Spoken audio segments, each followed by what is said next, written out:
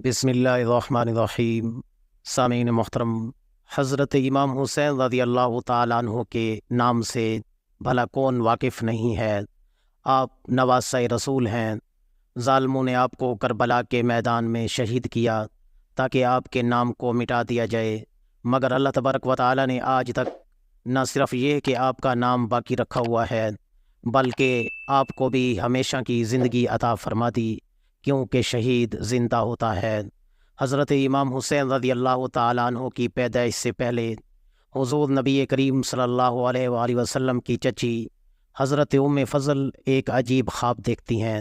آپ نے دیکھا کہ حضرت فاطمہ رضی اللہ تعالیٰ عنہ کے گوشت کا ٹکڑا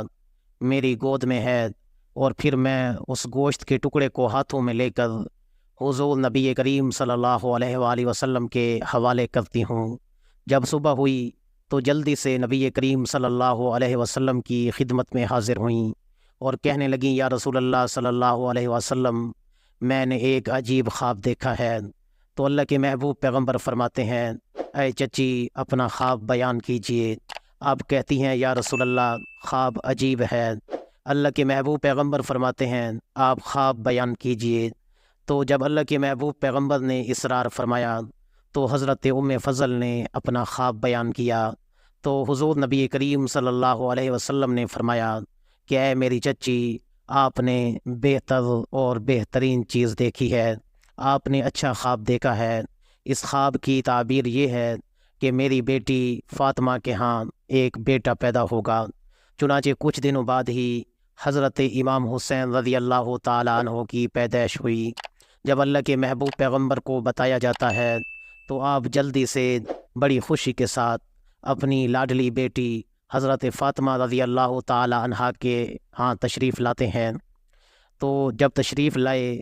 تو جس طرح حضرت ام فضل نے خواب دیکھا تھا تو وہ خواب کی تعبیر پوری ہوئی کہ جب اللہ کے محبوب پیغمبر آئے تو اس وقت حضرت امام حسین رضی اللہ تعالیٰ عنہ حضرت ام فضل کے ہاتھوں میں تھے۔ حضرت ام فضل نے نبی کریم صلی اللہ علیہ وسلم کی گود میں حضرت امام حسین دیا تو نبی کریم صلی اللہ علیہ وسلم نے فرمایا، اے میری چچی، یہ تمہارے خواب کی تعبیر ہے۔ پھر نبی کریم صلی اللہ علیہ وآلہ وسلم نے حضرت امام حسین کو گھٹی دی اور آپ کے دائیں کان میں اذان دی اور بائیں کان میں تکبیر کہی۔ حضرت امام حسین وہ خوش نصیب ہیں جن کے منہ میں اور پیٹ میں سب سے پہلی غذا حضور نبی کریم صلی اللہ علیہ وسلم کا لعاب مبارک گیا ہے، اور حضرت امام حسین وہ خوش نصیب ہیں کہ جن کے کانوں میں سب سے پہلی آواز آذان کی اور جناب محمد الرسول اللہ صلی اللہ علیہ وسلم کی آواز گئی ہے۔ حالانکہ حضور نبی کریم صلی اللہ علیہ وسلم نے پوری زندگی میں کبھی آذان نہیں دی، سوائے دو موقعوں کے کہ یا تو حضرت امام حسن رضی اللہ تعالیٰ عنہ کے کان میں اذان دی یا حضرت امام حسین رضی اللہ تعالیٰ عنہ کے کان میں اذان دی، کیونکہ اگر اللہ کے محبوب پیغمبر اذان دیتے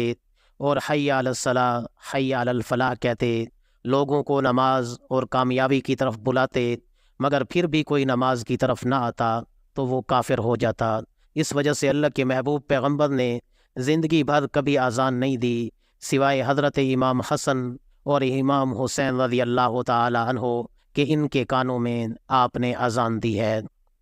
پھر اللہ کے محبوب پیغمبر ان دونوں نواسوں سے اس قدر محبت اور پیار کیا کرتے تھے کہ جب کبھی حضرت فاطمہ رضی اللہ تعالی عنہ کے گھر سے ان شہزادوں کے رونے کی آوازیں آتیں تو حضور نبی کریم صلی اللہ علیہ وسلم پیغام بھیجتے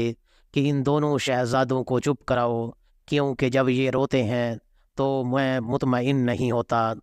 تو حضرت امام حسین رضی اللہ تعالی عنہ نبی کریم صلی اللہ علیہ وآلہ وسلم کے بہت زیادہ مشابہ تھے، اور اللہ کے محبوب پیغمبر نے فرمایا، الحسین منی و انا من الحسین، کہ حضرت امام حسین مجھ سے ہیں اور میں حضرت امام حسین میں سے ہوں۔ اور پھر اللہ کے محبوب پیغمبر ایک مرتبہ حضرت امام حسین رضی اللہ تعالی عنہ کو اپنے کندھوں پر بٹھائے ہوئے باہر تشریف لائے۔ حضرت عمر نے دیکھا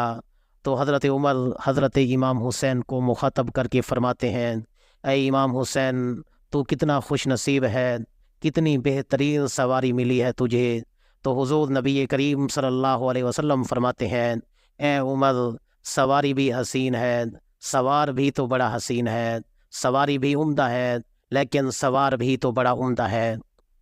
حضور نبی کریم صلی اللہ علیہ وسلم ایک مرتبہ خطبہ ارشاد فرما رہے تھے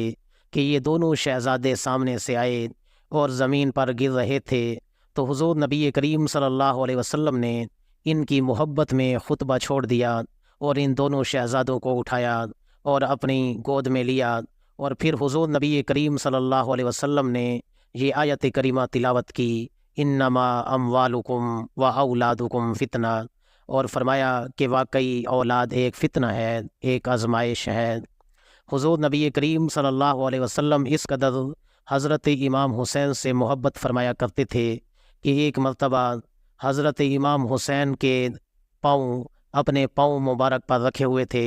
اور حضرت امام حسین رضی اللہ تعالیٰ عنہ کے ہاتھوں سے پکڑا ہوا تھا،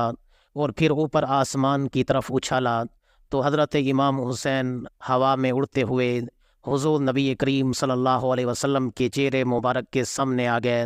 حضور نبی کریم صلی اللہ علیہ وسلم نے ان کے لبوں کو اور رخساروں کو بوسہ دیا اور پھر آسمان کی طرف اپنا چہرہ مبارک اٹھایا اور اللہ کے حضور عرض کیا، اے اللہ، میں حسین سے محبت رکھتا ہوں، تو بھی حسین سے محبت رکھ، اور جو حضرت امام حسین سے محبت رکھے، اے اللہ، تو اس سے بھی محبت رکھ۔